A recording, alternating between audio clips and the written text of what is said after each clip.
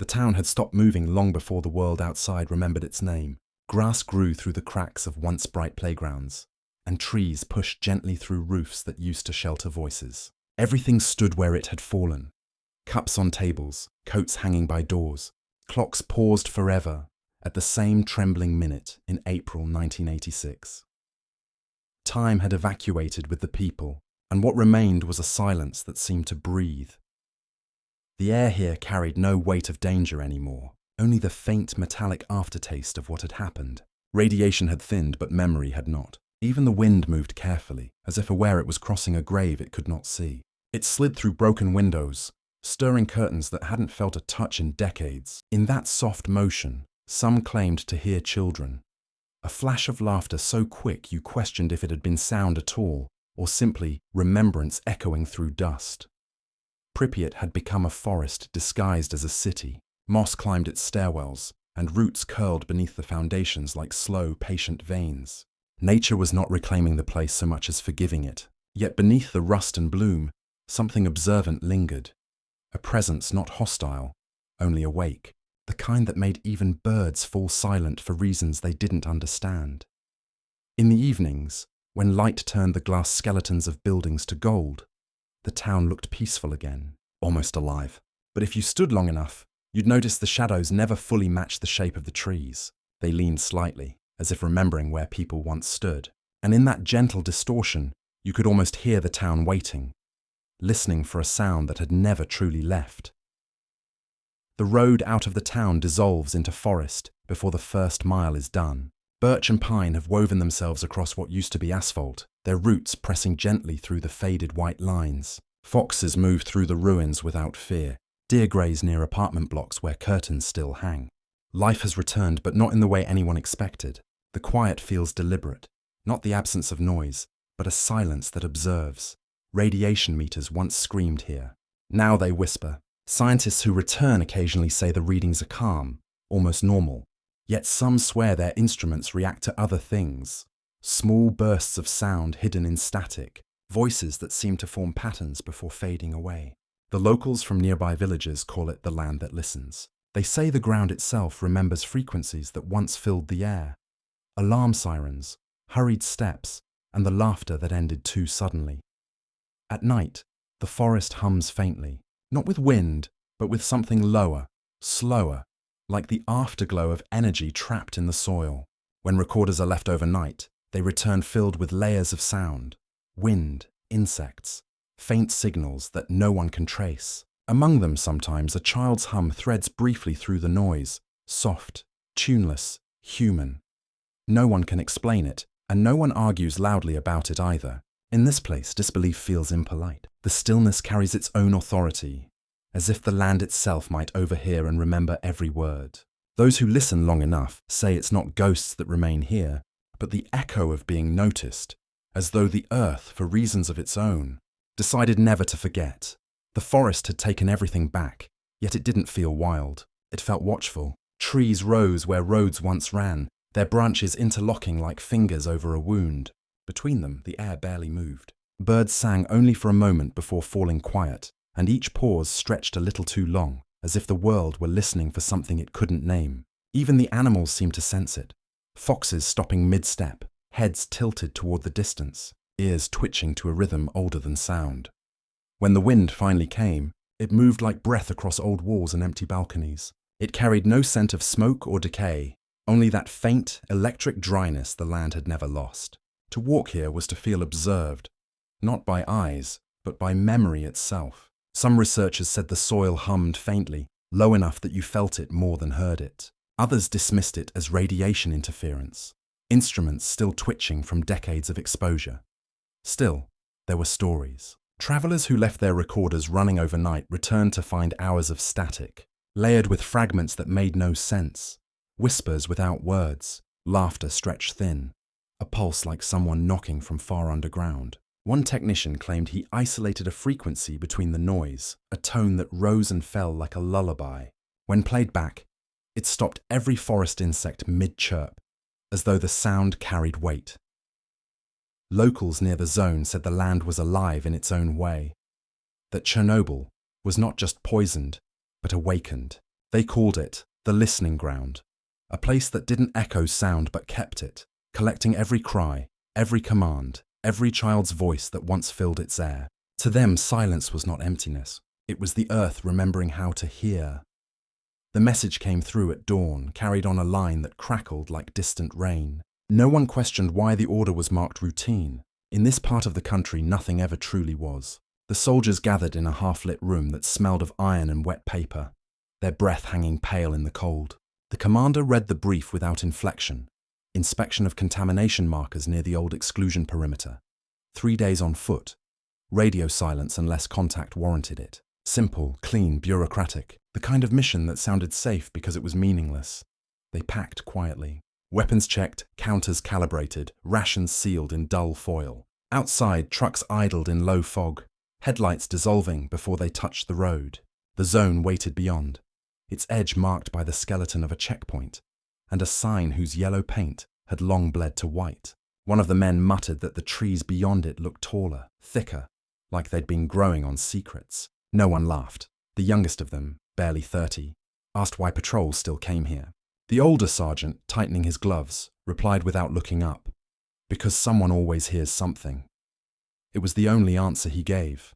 The Geiger counter on his belt ticked once, faintly, though they hadn't crossed the line yet. As they moved out, the sound of their boots felt wrong against the soil. Too soft, too alive. Radios hissed once, picking up a fragment of frequency before falling silent again. In the brief stillness that followed, each man glanced toward the tree line. The mist there seemed to shift, not with wind, but with awareness. And though the order came from the north, every step they took southward felt like they were walking into a place that had been waiting for their return. The forest closed behind them as though swallowing sound. The trucks faded into mist, and the air turned dense, tinted with the faint scent of metal and pine. The soldiers moved in a slow, steady line, boots pressing softly into soil that felt neither dry nor wet, but somehow alive. Every few meters, the Geiger counters ticked once, then fell still again, like a heartbeat deciding whether to continue. The sergeant walked ahead, his map folded tight against the damp wind. His face betrayed no thought, yet his eyes kept drifting to the treetops, where fog bled through branches in long, ghostly threads. He had been here before, years ago, when the silence had a sharper edge. But this was different. The zone had grown patient. It watched them now, as if weighing whether to speak. Their orders were simple: sweep, record, report, nothing more. Yet simplicity never meant safety. Each structure they passed, a ruined bus stop, a collapsed roof, a rusted sign reading Detsky Sad, carried the weight of lives interrupted mid-motion. Inside one house, a doll sat at a table, its porcelain eyes facing the window. One of the soldiers paused, reached out, and brushed dust from its cheek. It left a clean oval, bright and pale as bone. They made camp by the old service road before nightfall. The radio emitted a faint hum that no one could trace. Static whispered in pulses, irregular but rhythmic like distant breathing. The commander turned it off, his hand lingering on the dial as if afraid it might start speaking again. When the darkness settled, the zone seemed to inhale, and somewhere, deep in that breath, the men felt it. The sensation of being remembered. The checkpoint marked the edge of two worlds, one that remembered and one that refused to. The sign still stood, half buried in weeds, its letters bleached to near ghosts by years of rain and wind. Beyond it, the forest began in earnest, thick and damp, carrying a smell of old machinery and cold earth. The soldiers crossed the boundary at first light, their breath fogging the air in thin, nervous clouds. The Geiger counters started to tick again, slow and patient, like a metronome counting down to something unseen. Each man felt the weight of the place differently. The youngest moved with caution, glancing often at his boots, as though afraid the ground might react. The sergeant, older and quieter, kept his gaze forward, measuring every sound, the click of metal, the low hum of wind moving through broken structures. Somewhere in the distance something dripped steadily, though no one could find the source. Pripyat unfolded around them like a memory trying to remember itself. Apartment blocks leaned under the weight of vines. The windows reflected nothing but fog. Inside one building, they found a tricycle still upright in a hallway, its red paint dulled to rust. No footprints disturbed the dust around it. They stopped beside a swing set, its chains moving slightly though the air was still. One soldier raised his camera, scanning through the lens. He lowered it after a moment, whispering that he'd seen a flash. A shape small and fast, like someone darting between shadows. The sergeant said nothing, only adjusted the strap on his rifle and motioned them forward. Every sound felt amplified. The crack of a twig, the distant creak of metal, the steady rhythm of their breathing. Yet beneath it all lay a deeper silence, dense and knowing. It pressed against their chests as they walked, as if the zone itself were listening to every step they took. The fog thickened by the time they reached the playground. It drifted low across the ground, pooling around the rusted carousel and swings that swayed gently, though no wind touched them. The Ferris wheel loomed behind, half consumed by birch and ivy, its cabins hanging at uneven angles like empty eyes. The soldiers spread out across the clearing, boots sinking into soft earth that smelled faintly of ash and rain. Every sound, every movement felt borrowed. One soldier knelt near the swings, brushing moss from a small metal seat. He paused when he noticed handprints, faint, small and recent. The mud was still wet, as though pressed by something that had weight, something that had just been there. He called out softly, and the others turned, the fog curling around their legs. The sergeant ordered the thermal camera unpacked. Its screen came alive with a static hum, colours blooming in waves of dull orange and blue. For a long moment, nothing appeared. Then, between the swings, a flicker. The outline of a child-sized figure, warm against the cold background, moving slightly, swaying with the rhythm of the hanging chains. It lasted less than a second before dissolving back into blue-grey silence. The man holding the camera whispered. It was right there. The sergeant didn't respond. He simply took the device, replayed the feed, and watched the frame where the flicker had been. They stood still for a long time. The forest around them had gone quiet. No insects, no birds, not even the distant hum of the reactor's ghosts. Only the slow tick of the Geiger counter broke through the static air. One of the younger soldiers exhaled sharply. A tremor caught in the sound. The sergeant finally spoke, his voice low, almost reluctant. "Let's move." The words felt heavier than the air itself. As they left the playground, the swings moved again behind them, perfectly in sync, as if something unseen had been waiting for them to look away.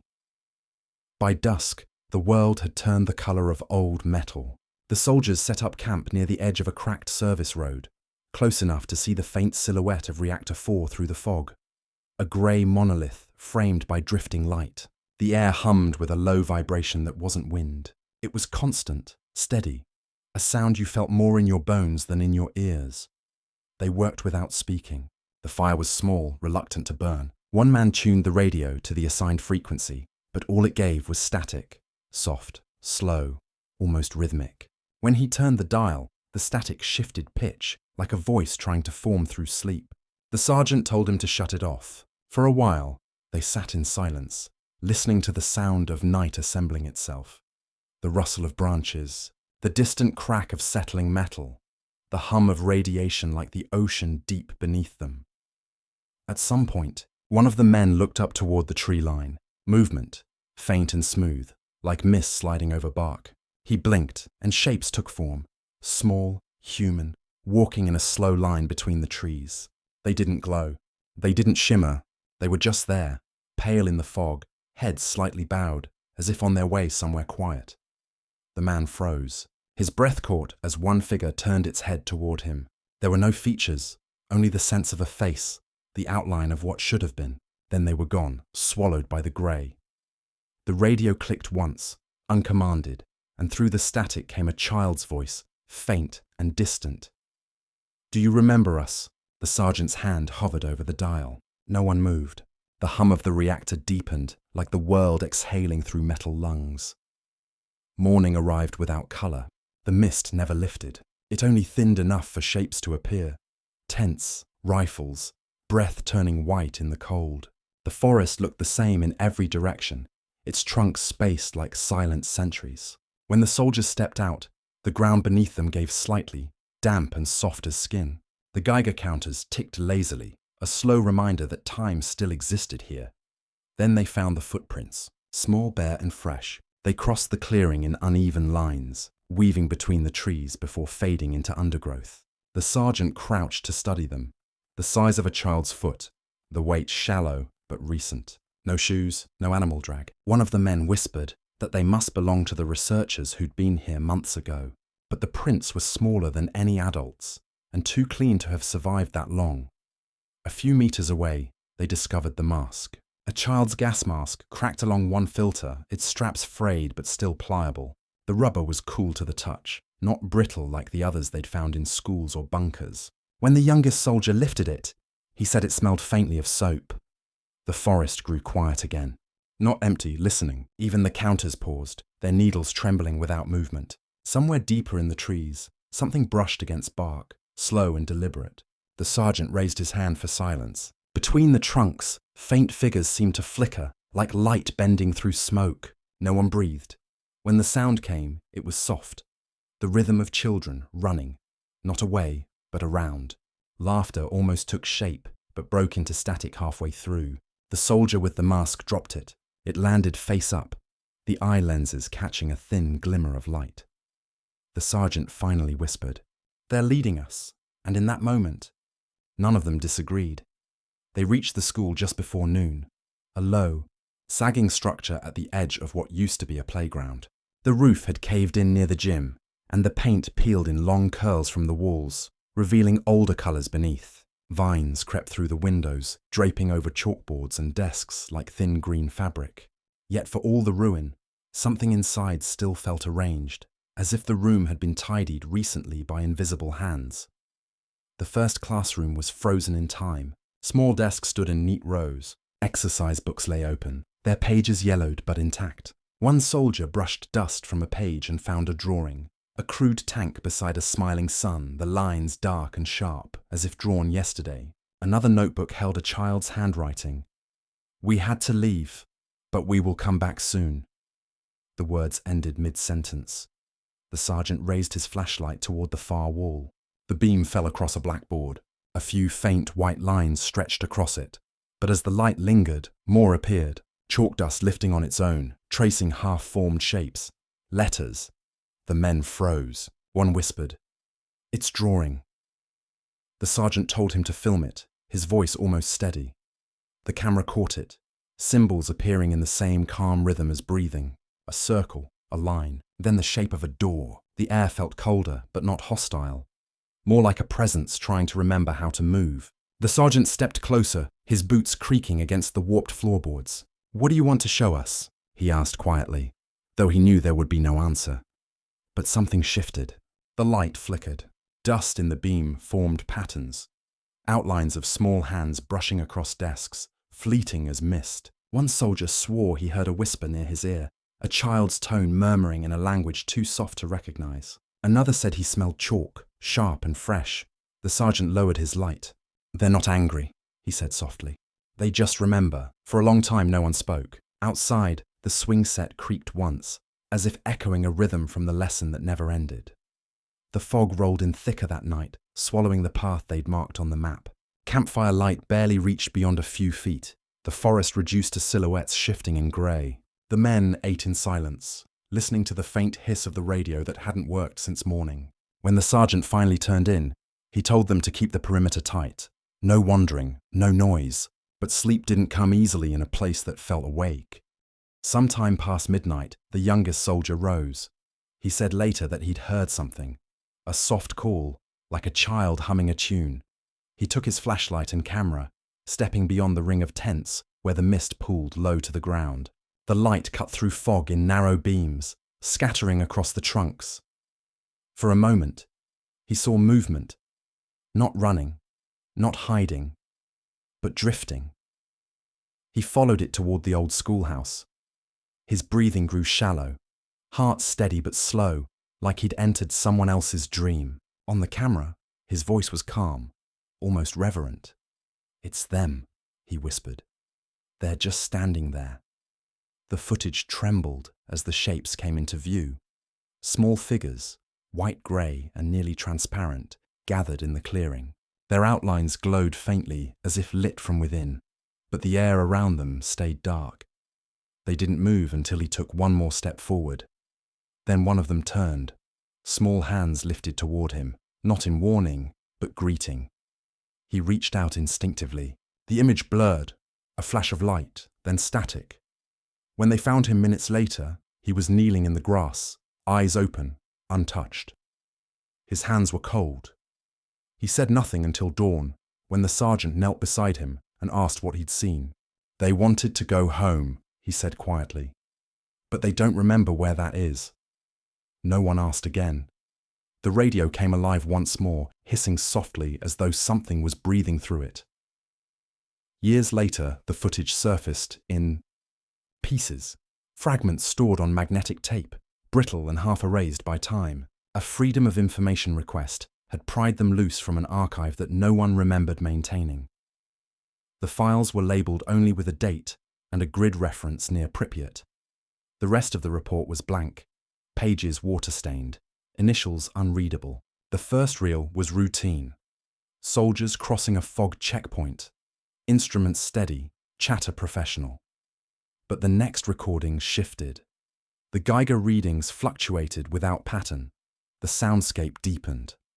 At 03:17, a burst of static, cut through, followed by what experts later described as anomalous environmental resonance. It resembled laughter, distant and layered, as if more than one voice was carried by wind inside a closed space.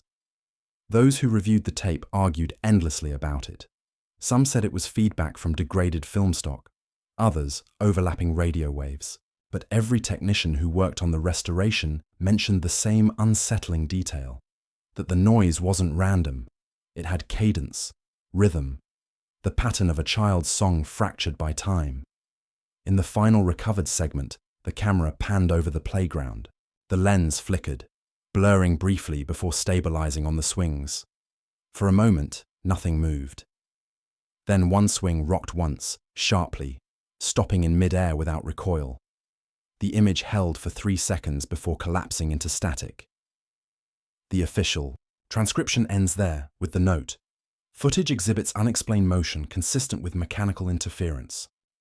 But those who handled the original film said otherwise.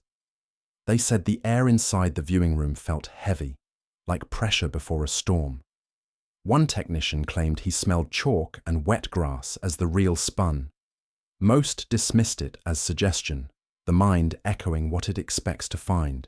But buried in the audio's lower register, below the static hum, a voice remained, faint, high, and questioning. It asked a single word: why? The interview took place in a dim apartment on the outskirts of Kyiv, almost 20 years after the patrol. The surviving soldier, older now, shoulders slightly bent, sat across from the journalist, the blinds drawn against a pale morning light. His name wasn't published. The footage was labelled Only Witness 07. The tape began with the soft click of a lighter, a small flame flaring before the camera lens. Smoke drifted lazily upward as he exhaled, his voice rough but careful, like someone speaking a language they hadn't used in years. They were small, he said. Not like shadows, more like moments. He paused, eyes lowered. They looked real enough until they stopped moving. Then you'd realize they weren't in the same time as us. The interviewer asked if he thought they were ghosts. He almost smiled, shaking his head. Ghosts belong to stories. These felt like memories that forgot where to go, like echoes that didn't fade right. On the recording, his hands trembled each time he lifted the cigarette. Between answers, there were long silences. Not hesitation, just distance. When the wind moved, he continued, I thought I heard them, not crying, not calling, just existing, the kind of sound you feel behind your ribs. The journalist asked why he'd never spoken before. He stared at the wall. Because they weren't asking for help, he said finally. They didn't need saving. They wanted to be remembered. At the end of the tape, the interviewer pressed for one last description. What did they look like? The man leaned back, his voice lowering almost to a whisper. Like the world tried to forget them, but the air didn't agree. He stubbed out the cigarette, the sound sharp in the quiet. For several seconds, neither spoke. The tape ended on the faint hum of traffic outside, steady, indifferent, eternal.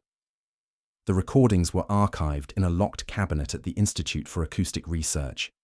Boxy grey reels, labelled with fading red ink. When technicians began digitizing them, the anomalies reappeared. Frequencies spiked in patterns too deliberate to be static, but too irregular to be human speech. When the noise was slowed, a heartbeat emerged, faint, uneven, as though recorded through water. The researchers ran spectrograms, mapping sound into colour. Amid the chaos of interference, shapes appeared, curved lines, waveforms forming silhouettes that looked like children holding hands. No one mentioned it in the report, but the image circulated quietly among staff. Some refused to keep working on the files. Others stayed late, listening through headphones, trying to separate signal from memory. One evening, a young technician leaned back from his monitor, pale and trembling. He'd isolated a thread of sound, buried beneath the hum. Words, spoken softly, overlapping in several voices. When enhanced, the phrase became clear. We stayed. After that, most refused to touch the archive. The recordings were sealed again, their access restricted. But every so often, when the power flickered or the servers rebooted, one of the files would open by itself. No sound played, only a quiet vibration through the speakers, like the low resonance of breath inside metal. Those who worked in the building began to describe a strange quiet that lingered after hours. Computers left on overnight showed playback logs no one remembered running. When the institute finally relocated, the equipment was left behind. No one wanted to move it. Even now, those who were there swear that if you play the original tape in complete silence, you'll hear it. A heartbeat beneath the static, followed by the smallest of voices, counting. He returned to the zone alone. No orders, no cameras, no purpose beyond a quiet need to see it once more. Decades had passed since that patrol, yet the road to Pripyat looked almost unchanged. A corridor of birch and fog, where every gust of wind seemed to carry the same distant hum. His old uniform no longer fit. He wore a civilian coat, its pockets heavy with silence. The checkpoint gate stood open now, rusted to stillness. He walked without haste. The forest greeted him like an old witness, overgrown, unjudging, patient. Where the signs once warned of radiation, wildflowers now grew through cracks in the asphalt, their petals pale and trembling in the light. The Geiger counter he carried out of habit gave only a soft, healthy click every few steps. It sounded almost relieved. He passed the ruins of the school first. The roof had collapsed completely, the chalkboard buried under moss. He paused at the doorway, listening. The air carried no whisper, no sound of feet, only the hollow echo of wind curling through the corridors. Still, he felt the same weight as before, the sense that the place was aware of being seen. He whispered a greeting without meaning to, a reflex born of memory. When he reached the playground, the fog had thickened again. The swing set was still there, its paint long gone, the metal bleached to bone. He sat on a bench nearby, running his hand over the damp wood. For the first time in years, he let himself breathe without expectation. No fear, no curiosity, only a stillness that felt mutual.